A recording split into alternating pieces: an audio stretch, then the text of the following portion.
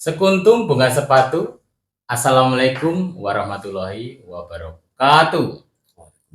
Halo kawan pajak, jumpa lagi dalam podcast Ngerujak Ngerumpi Pajak KPP Pratama Jakarta Kelapa Gading. Sebuah program yang bertujuan memberikan pemahaman yang lebih kepada kawan pajak terkait aturan perpajakan terkini dan terupdate. Perkenalkan, saya Haryadi. Kali ini kembali saya ditemani Bapak Suprianto. Kami berdua adalah penyuluh pajak KPP Pratama Jakarta Kelapa Gading. Apa kabar Bapak Supri? Alhamdulillah, baik Mas Haryadi. Baik, selamat datang kembali kawan pajak. Ngerumi pajak kali ini adalah tentang Peraturan Menteri Keuangan atau PMK nomor 72 tahun 2025 tentang perubahan atas Peraturan Menteri Keuangan nomor 10 tahun 2025 tentang pajak penghasilan pasal 21 atas penghasilan tertentu yang ditanggung pemerintah dalam rangka stimulus ekonomi tahun anggaran 2025. Kita akan bahas lebih dalam terkait PMK ini dengan Bapak Suprianto, yaitu tentang latar belakang terbitnya peraturan pemerintah PMK ini, kemudian hal-hal apa saja yang diatur, dan juga hal-hal yang lain yang perlu kawan pajak ketahui tentang PMK ini. Baik kawan pajak, tidak perlu berpanjang lebar, langsung saja. Yang pertama, apa yang menjadi latar belakang terbitnya PMK ini Pak Supri? Mohon dijelaskan Bapak, silakan. Baik, terima kasih Mas Haryadi. Jadi begini Mas Haryadi dan kawan pajak, bahwa latar belakang terbitnya PMK 72 tahun 2025 ini adalah untuk mendorong pertumbuhan ekonomi serta memperluas lapangan kerja, memperluas penciptaan lapangan kerja bagi masyarakat. Jadi pertumbuhan ekonomi dan perluasan penciptaan lapangan kerja itu perlu didorong oleh pemerintah Mas Haryadi. Jadi biasanya ada paket kebijakan ekonomi. Dan biasanya itu akhir tahun Mas Haryadi. Dan kebetulan di akhir tahun 2025 2024 maksud saya telah ditetapkan paket kebijakan ekonomi untuk tahun 2025. Di antaranya adalah paket itu adalah salah satunya adalah pemberian fasilitas pajak.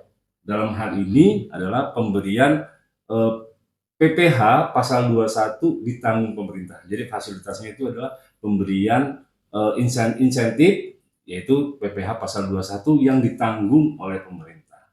Jadi pada awal tahun di bulan Februari tahun 2025 itu sudah diterbitkan tuh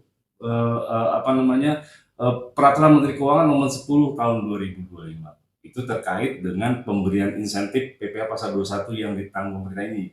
Cuman tadi Pak Haryadi, karena konsepnya adalah PPh-nya ditanggung pemerintah, maka harus menyesuaikan dengan anggaran. Jadi harus menyesuaikan dengan APBN Mas Haryadi. Jadi pada waktu itu ada beberapa sektor industri yang memperoleh fasilitas PPh 21 ditanggung pemerintah ini Mas Haryadi. Gitu ya, pada waktu itu sektor itunya hanya 4 tuh sektor industrinya. Jadi ada sektor industri alas kaki, tekstil dan pakaian jadi, kemudian sektor furniture, industri furniture, terus kulit dan bahan dari kulit. Jadi hanya 4 sektor itu dibagi menjadi sekitar 56 klasifikasi lapangan usaha. Jadi sektornya 4, tapi klasifikasi lapangan usahanya banyak tuh clue-nya. Biasanya kalau di pajak itu ada kode clue gitu ya, kayak gitu ya. Kode KLU ya. Ya, nah di bulan Oktober, Mas Haryadi, bulan Oktober 2025 diterbitkanlah PMK nomor 72 ini. Gitu ya. Itu dalam rangka perubahan. Sebenarnya perubahannya nggak banyak, perubahannya mengakomodir satu sektor yang dirasa perlu oleh pemerintah untuk diberi fasilitas lagi PPh pasal 21 DP-nya ini. Itu satu sektor industri pariwisata. Walaupun dia satu sektor, tapi clue-nya, kode klasifikasi lapangan usahanya itu banyak. Itu ada 77 clue. Jadi bisa dicek tuh. Gitu kan 77 clue itu apa saja. Gitu ya Mas Haryadi. Jadi tadilah, jadi perlu kembali dilakukan perubahan PMK 10 ini dalam rangka menjaga daya beli masyarakat. Pemerintah bermaksud supaya daya beli masyarakat terjaga, sehingga pertumbuhan ekonomi tetap terjaga juga. Gitu Mas Haryadi. Gitu, demikian Mas Haryadi latar belakang dari PMK 72 ini. Itu baik Pak Supri, tadi sudah dijelaskan terkait dengan latar belakang. Kemudian selanjutnya Bapak Supri yang menjadi pokok-pokok yang di aturan PMK nomor 72 ini apa Pak? Jadi gini Mas Pokok-pokok yang Edi, diatur. PMK 72 ini kan merupakan perubahan dari PMK 10 gitu ya. Itu intinya adalah tentang insentif PPh pasal 21 yang ditanggung oleh pemerintah. Gitu ya, intinya itu insentif pemerintah nih terkait dengan PPh. Nah, dia ada sektor-sektor nih. Jadi ada secara garis besar itu dibagi menjadi 3. Siapa yang penerima insentifnya?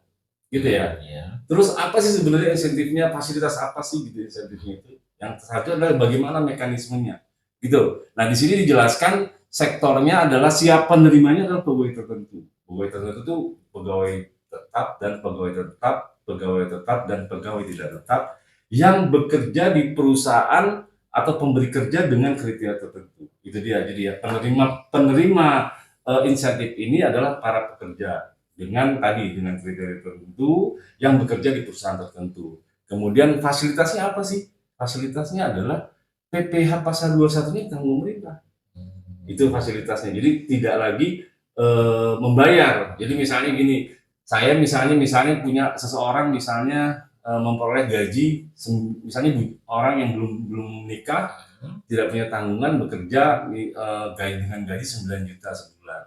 Nah, itu kan biasanya dia ada pajaknya tuh, potongan pajak. Nah, dengan adanya PPh ditanggung pemerintah ini, dia tidak PPh-nya itu ditanggung pemerintah. Jadi yang diterima oleh gaji oleh si pegawai itu tuh. Tapi tadi dengan syarat pegawai itu mempunyai syarat tertentu dan bekerja di pemberi kerja tertentu. Itu nanti syaratnya kita jelaskan kemudian tuh Mas Yadi. Kemudian apa sih mekanismenya gitu ya? Mekanismenya adalah PPh pasal 21 yang tadi yang harusnya dipotong itu dibayarkan tunai itu oleh si pemberi kerja. Gitu Mas. Jadi pegawainya itu menerima gajinya full tanpa potongan PPh pasal 21. Yang tadinya biasanya setiap bulan dipotong pasal 21, sekarang tidak lagi. Gitu ya. Terus lagi ada yang diatur nih kewajiban pelaporan. Mekanisme itu ada pelaporannya nih. Nah, apa yang telah dipotong, apa yang telah oleh pemberi kerja yang tadinya harus dipotong terus akhirnya tidak ditanggung pemerintah itu harus dilaporkan tuh. Gimana melaporkannya? Kalau dulu di era Covid kan melaporkannya terpisah tuh Mas Deddy. Sekarang di PPh 21 PPh DTP yang ini fasilitas insentif ini itu laporannya tuh melekat di laporan SPT masa yang dilaporkan oleh si pemberi kerja. Di SPT masa pasal 21 yang dilaporkan oleh pemberi. Jadi melekat di situ. Tapi ada batas waktunya gitu Mas Deddy. Gitu ya. Batas waktunya adalah terakhir itu pelaporannya atau prapanalisasi yang menyatu dengan pelaporan PPh pasal 21 masa itu terakhir tanggal 31 Januari 2026. Gitu ya. Karena ini sebenarnya PMK 72 ini adalah perubahan dari PMK nomor 10. Berarti sebenarnya sudah ada pemberi kerja yang terutama yang ada di sektor alas kaki, furniture tadi kan gitu kan, terus apalagi pakaian gitu kan, kulit. Itu sebenarnya sudah melakukan ini nih dan sudah melaporkan tuh gitu kan. Nah, sekarang tinggal di PMK 72 ini tambahan untuk satu sektor yaitu industri pariwisata gitu.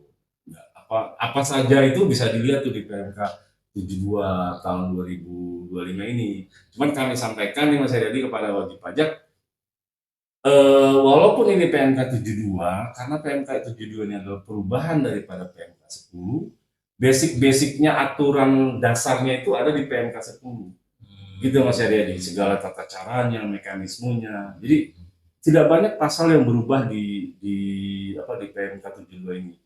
Gitu ya, hanya beberapa pasal saya tercatat tuh mencermati itu ada pasal yang dihapus, tapi dihapus itu kan tidak dalam rangka cuman itunya itu karena perubahannya itu semata-mata murni karena tambahan sektor usahanya, betul Mas. Gitu, tambahan sektor usahanya. Betul, bukan yang lain-lain tuh, tambahan sektornya, efeknya itu yang dasar-dasar basicnya tidak berubah. Gitu Mas Heri.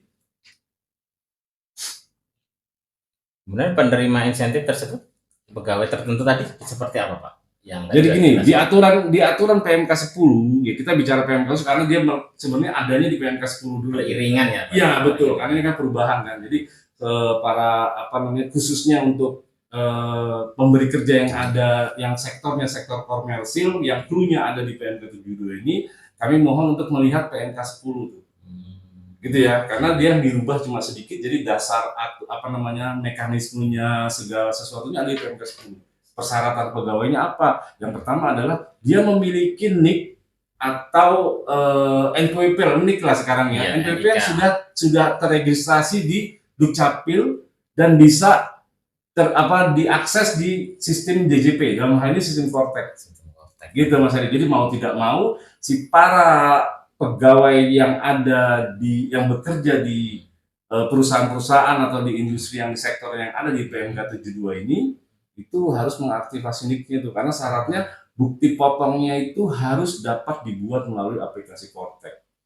Jadi syaratnya yang pertama adalah pegawai itu harus bisa dibuat bukti potong di aplikasi Vortex. Soalnya kan sekarang ini masih ada saja orang-orang atau pegawai-pegawai yang tidak bisa dibuatkan bukti potongnya karena NIK-nya tidak terdaftar tuh di Vortex tuh. Jadi mau tidak mau para pegawai yang perusahaannya atau dia bekerja di pemberi kerja yang bisa memanfaatkan PMK ini itu harus mengaktifasi Vortex-nya. Gitu sih Mas. Yang kedua adalah syaratnya adalah penghasilannya di awal penghasilan yang rutin dan teratur gitu ya, yang rutin dan teratur di awal tahun atau di bulan mana dia bekerja, misalnya dia bekerja di bulan Maret. Nah, penghasilan awal yang tetap dan teraturnya itu tidak lebih dari 10 juta. Gitu Mas Redi ya. Jadi yang kuncinya adalah yang penghasilan tetap dan teraturnya tidak lebih dari 10 juta. Kemudian ada lagi satu lagi adalah dia belum memperoleh insentif PPh pasal 21 DTP lainnya. Jadi tidak bisa double tuh, misalnya dia untuk industri-industri atau perusahaan yang memperoleh fasilitas DTP yang di IKN misalnya gitu kan, itu tidak bisa memanfaatkan PMK ini Mas Redi. Itu Mas Redi. Kemudian pemberi kerjanya nih Mas Redi ya. Pemberi kerjanya itu tadi sudah disampaikan kan Mas Redi ya. Apa namanya? Penerimanya adalah pegawai tertentu, baik itu pegawai tetap maupun tidak tetap, yang mempunyai kriteria tertentu. Tadi sudah disampaikan kriterianya. Sekarang pemberi kerjanya nih, pemberi kerja tertentu kan, tertentunya gimana? Ya dia yang hanya ada di sektor-sektor yang ada di itu. Jadi tidak semua sektor. Gitu ya. Tadi sektor sudah disampaikan, ada dulunya ada sektor alas kaki, sektor tekstil, furniture, gitu kan, terus ada kulit dan barang-barang. Sekarang ditambah sektor pariwisata. Jadi silakan kepada para pemberi kerja coba cek clue-nya tuh, apakah termasuk di clue yang 77 tuh, walaupun kita bicara di PMK 72 ya, karena perubahan dia kan, kalau PMK 72 kan perubahannya. Jadi kan ini juga yang ramai ditanyakan oleh wajib pajak tuh Mas Yadi ya, gitu ya. Pak, kalau sektor pariwisata katanya sudah, gitu kan. Nanti kita tunggu saja, nah ini keluarnya aturan PMK 72 ini. Ya, betul Mas Yadi. Pemberi kerja itu perusahaan itu ya Pak ya? Iya, perusahaan. Jadi perusahaan harus ngecek, atau misalnya pegawainya dia kerja di perusahaan yang punya ada, misalnya perusahaan yang berhubungan sama industri pariwisata, dia coba aja tanyakan ke itunya, Pak, kita clue-nya bisa masuk nggak di itu kan? Kalau masuk di clue yang ada 77 clue di PMK 72 kan kita PPh-nya bisa ditanggung oleh pemerintah. Iya, bisa gajinya bisa utuh. Iya, gitu Pak. Silahkan ditanyakan bagi kawan pajak yang memang bekerja di lingkungan di perusahaan pemberi kerja yang menurut itu adalah ada hubungannya dengan sektor pariwisata. Jadi silahkan dicek gitu. Gitu sih Mas Redi. Misal Bapak Mas Supri, ada karyawan yang gajinya itu per bulan 9 juta.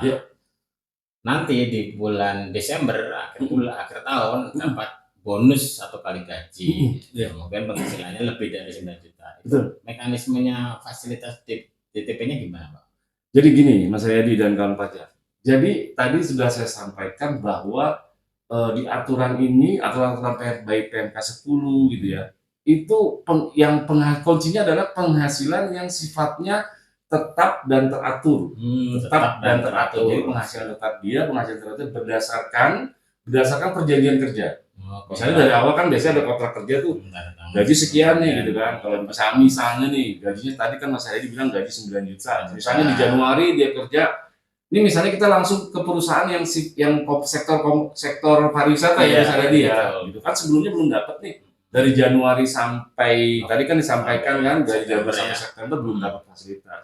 Tiba-tiba di bulan Oktober keluar nih PMK ini kan. Ya, ini PM 72 ya. Berarti Pak, ya. kan, wah saya dapat nih harusnya nih kan bulan ini kan gitu kan. Tinggal misalnya perusahaannya dapat, oke, tinggal konfirmasi saja kan gitu ya. Nah, misalnya gajinya dia di Januari berdasarkan kontrak 9 juta gitu kan. Selama ini kan dia ditanggung kan, dipotong Iya. sendiri, dipotong perusahaan gitu kan, akhirnya gajinya tidak utuh gitu kan. Tiba-tiba di bulan Oktober nih kan ada PMK ini kan, gitu kan. Nah, tiba-tiba nanti, oh berarti dia misalnya bulan Oktober, oh berarti dia sudah terima DTP lah, PPh 21 DTP, oke dia terima utuh. Tiba-tiba di bulan Desember ada bonus nih kan, biasa Iya. bonus akhir tahun lah ya. Ya, betul. Misalnya sebulan gaji lah, berarti 18 juta kan. 18 juta totalnya Bapak. Nah 18 juta itu kan di atas 10 juta itu. Iya. Lebih dari Gimana 10 nih juta. gitu ya kan? Iya. Nah menurut PMK ini Mas Ari, atau menurut PMK baik itu PMK 10 kan tidak dirubah, hal ini tidak dirubah di PMK 72, berarti mengikut ke PMK 10. Jadi dasarnya adalah penghasilan tetap dan teratur di awal tahun. Gitu ya. Jadi kalau awal tahunnya tetapnya di bawah 10 juta, tadi 9 juta, biar dia dapat bonus pun dia tetap masuk dalam atau eligible atau memenuhi syarat untuk memperoleh insentif PPh pasal 21 dari pemerintah. Berapa yang masuknya? Apakah 9 juta atau batas 10 juta sisanya ditanggung atau semuanya? Wah, luar biasa. Jadi semuanya. Misalnya Kabar dia dapat, gembira ya Pak ya. betul. Jadi kalau akhir tahun dapat bonus ya harapannya bisa. Nah tadi itu kan pemerintah inginnya seperti itu. Begitu karyawannya penghasilannya bukan jadi bertambah gajinya, bukan ya, tapi tadinya dipotong PPh-nya, sekarang ditanggung pemerintah gajinya. Harapannya dia bisa belajar apa Iya. Jadi kalau udah gitu kan mendorong tuh Iya. itu ekonomi itu terdorong lah. Gitu Mas Aryadi. Untuk liburan anak sekolah kan ya Pak. Iya, bisa seperti itulah. Walaupun ya mudah-mudahan harapan pemerintah seperti itulah Mas Aryadi. Cuma tadi nih perlu disampaikan juga nih, kalau terjadi kelebihan bayar kan biasa di PPh 21 kan bisa terjadi seperti itu kan, karena dia pakai metode TER gitu kan. Tiba-tiba di akhir tahun di masa Desember ternyata lebih bayar nih gitu kan. Nah itu tadi, kalau jika terjadi lebih bayar harus diperhitungkan dulu lebih bayarnya. Jadi total lebih bayar, berapa lebih bayar yang bisa yang ditanggung pemerintah. Kalau seluruhnya ternyata misalnya gini, misalnya dia dihitung nih di bulan Desember dihitung lebih bayarnya itu misalnya 200.000. Ternyata dari bulan Oktober sampai November itu PPh yang ditanggung pemerintahnya itu 250.000. Berarti kan dia sebenarnya kelebihan bayarnya karena PPh yang ditanggung pemerintah, bukan karena itunya lebih bayar karena dia dipotong sebelumnya. Nah itu tidak bisa diminta lebih bayarnya, dan pemberi kerja tidak bisa mengkompensasi itu ke masa pajak berikutnya. Tapi tadi kalau misalnya ternyata dari mulai Januari sampai Oktober, Januari sampai dihitung, misalnya potongannya taruhlah misalnya potongan pajak yang telah dipotong itu kelebihan 500.000, misalnya gitu ya. Nah ternyata setelah dihitung di November sama Desember tuh yang ditanggung pemerintah itu cuma 300.000. Dengan yang 200.000 ini harus dikembalikan nih oleh perusahaan kepada karyawan. Gitu. Nah terus perusahaan tapi harus memberikan laporan tuh. Berapa ada di aturan PMK 72 ini baru tuh ada format laporannya jika terjadi kelebihan bayar kondisinya kayak gitu. Jadi harus membuat itu kalau terjadi kelebihan bayar, si perusahaan harus membuat ada tuh di lampiran PMK ini Mas Heri. Oke. Gitu sih Mas Heri. Tapi tadi harapannya tadi lah Mas Heri, dengan adanya PMK ini lebih meningkatkan itu sih daya beli masyarakat. Oke, jadi kawan pajak mengingatkan kembali bahwa pemerintah sudah mengeluarkan PMK nomor 72, kemudian untuk yang sebelumnya PMK nomor 10, kabar gembira tentunya. Yang penting kawan pajak jangan lupa NIK di KTP betul, harus diaktifasi ke ya, betul Mas Adi. Karena ini juga nih tahun depan itu pelaporan SPT orang pribadi untuk Dilaporkan. tahunan dilaporkannya via Cortex. Oh iya Pak ya. Betul, jadi mau tidak mau Harus. si pegawai-pegawai yang dulunya sudah punya NPWP itu kita ingatkan juga nih Betul. untuk aktivasi ya. Cortex dan membuat kode otorisasi digital. Ya. Itu videonya ada tuh, video panduannya ada di Pajak. YouTube Dijen Pajak RI. Betul. Gitu. Supaya juga nanti laporan akhir tahunnya biar lancar ya Pak ya, biar Iya. dapat A1, A2 Iya gitu. betul, artinya nanti kan pelaporan SPT tahunan orang pribadi, baik badan itu kan oleh Cortex. Jadi mesti disiapkan tuh kalau emang dari sekarang selama ini belum aktif akun Cortex-nya, silakan mengaktifkan akun Cortex sekaligus membuat kode otorisasi digital tuh. Video petunjuknya ada di Dijen Pajak RI, silakan dikunjungi videonya, dilihat. Saya lihat nggak terlalu susah sih gitu ya. Semuanya Gitu sudah sih. ya, Pak. Luar biasa bincang-bincang podcast Ngerujak kali ini. Demikian Ngerumpi Pajak kali ini terkait PMK nomor 72 tahun 2025. Semoga bermanfaat bagi kawan pajak. Tidak ada gading yang tak retak, lebih kurangnya kami mohon maaf. Jangan lupa share, like, and subscribe channel YouTube kami KPP Pratama Jakarta Kelapa Gading. Kalau ada sumur di ladang, boleh kita menumpang mandi. Kalau ada yang baru tentang peraturan perpajakan, boleh kita jumpa lagi. Pajak kuat, APBN sehat, pajak tunggu, Indonesia tangguh. Wassalamualaikum warahmatullahi wabarakatuh. Waalaikumsalam warahmatullahi wabarakatuh.